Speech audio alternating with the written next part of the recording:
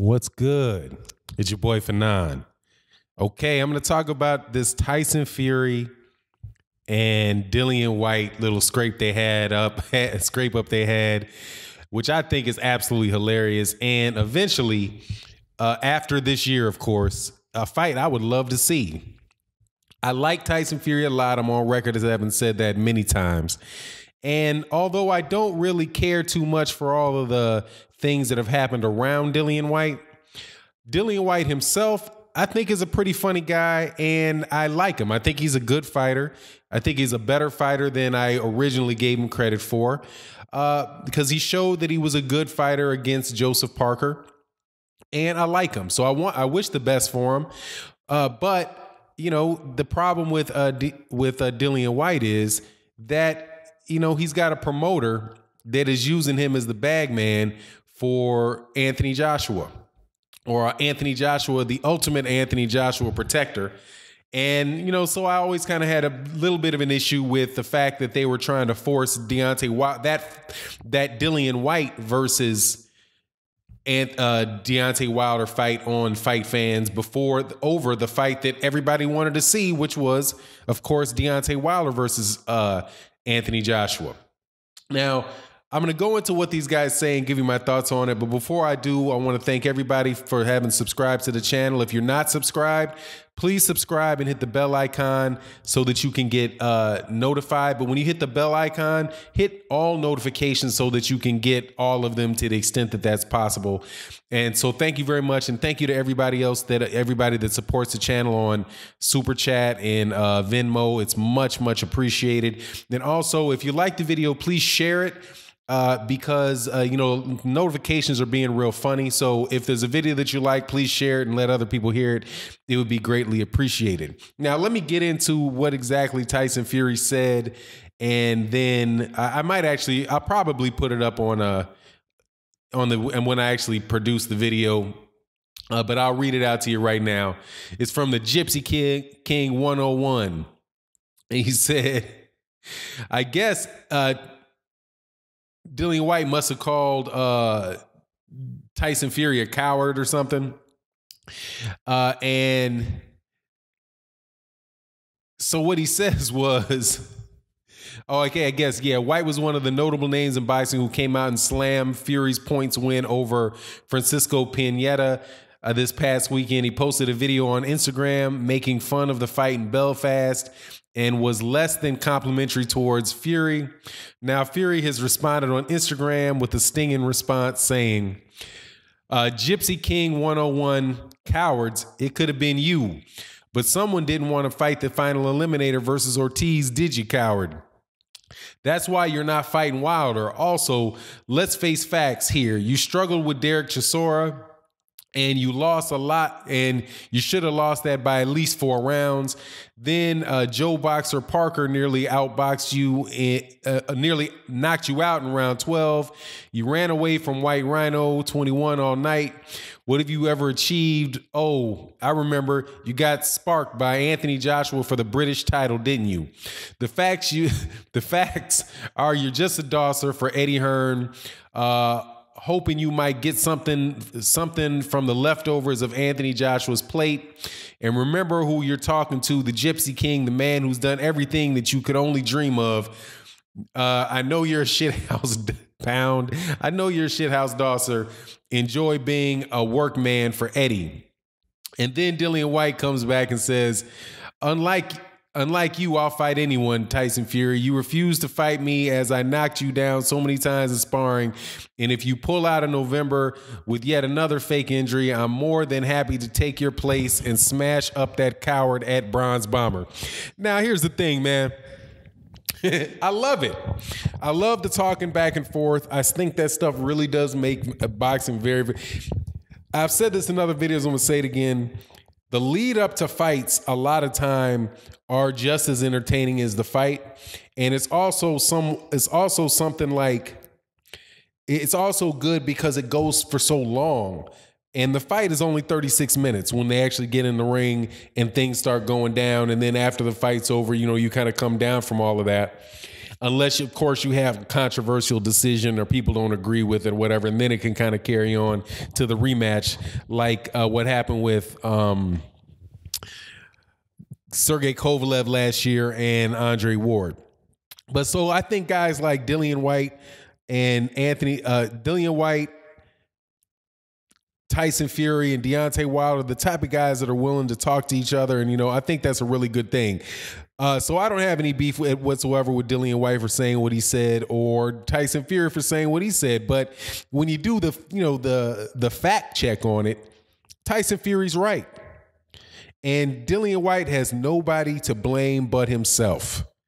You can't call somebody a coward when you duck a fight, out of a fight.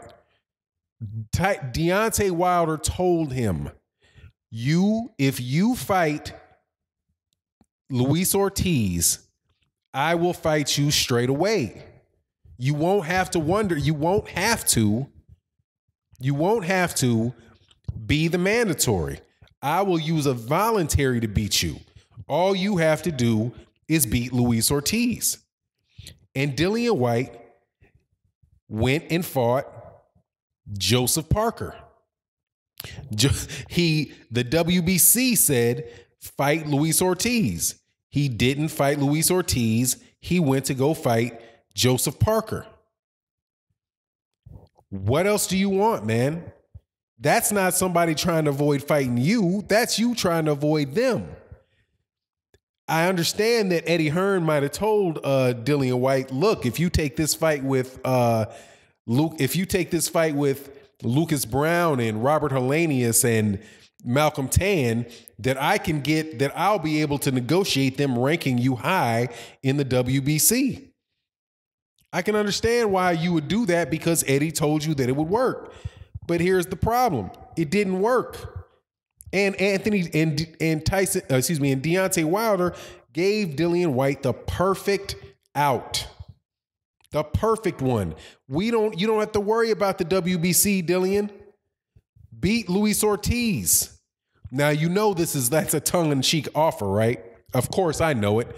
Dillian Whyte knows it. Eddie Hearn knows it. And everybody else around knows it. Because that's the same thing as saying I don't have to worry about fighting you because you're not about to beat Luis Ortiz. And he didn't fight Luis Ortiz, and now he's complaining about people saying that people not wanting to fight him. It could be that people don't have a problem fighting him because, Dillian Whyte's a good fighter, but let's not sleep. Joseph Parker dang near knocked out Dillian Whyte. I think in my opinion, Joseph Parker was coming off 2 straight losses. He lost to Anthony Joshua, though I think that fight was a lot closer than the judges scored it.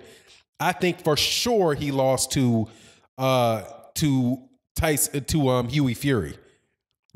In my opinion, without a doubt, he lost to Hughie Fury.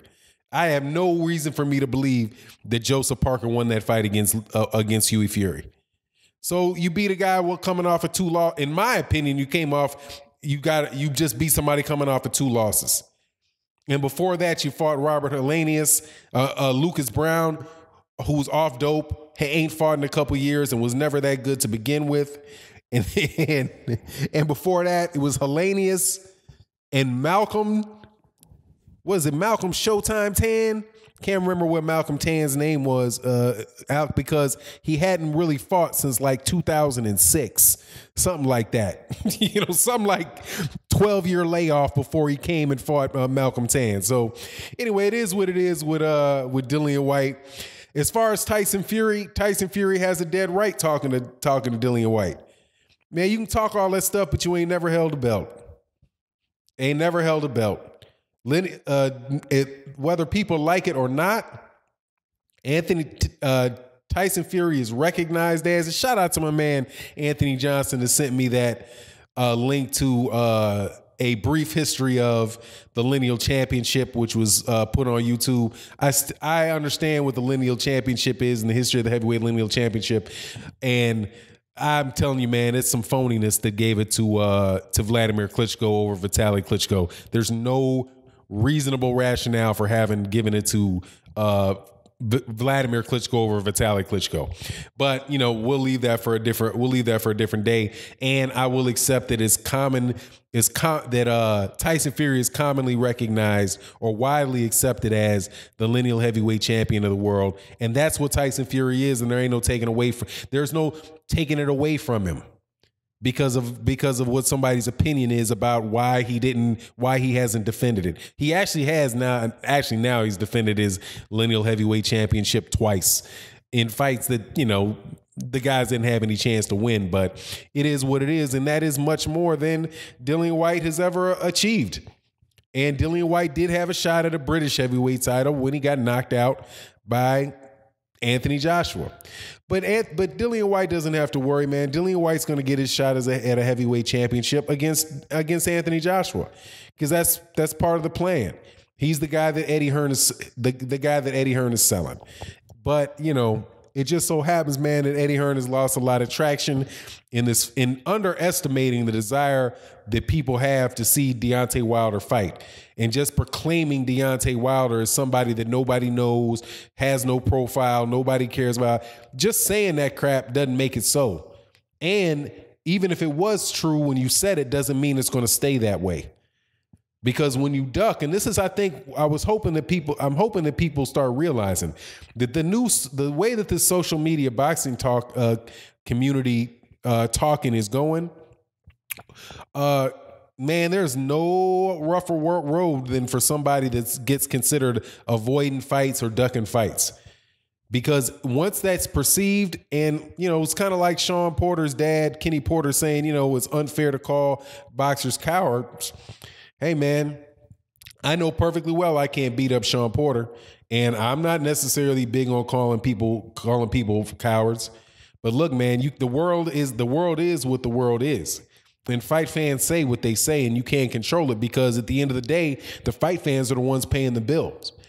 And if the fight fans start calling you a coward because they think that you're ducking, hey, man, it is what it is. Put your big boy pants on and shut them up by taking the fights that people want to see you fight. Because, like I said, the boxing fans are the ones that are paying the money. And at the end of the day, they're the ones that have the say-so about what they think of you.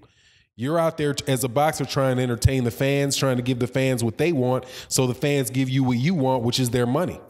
You know, and if you sit on a high hog, you know, acting as if you don't care what boxing fans think, and boxing fans don't know what they're saying or what they're thinking, hey, man, don't be surprised if a large amount of them don't turn on you.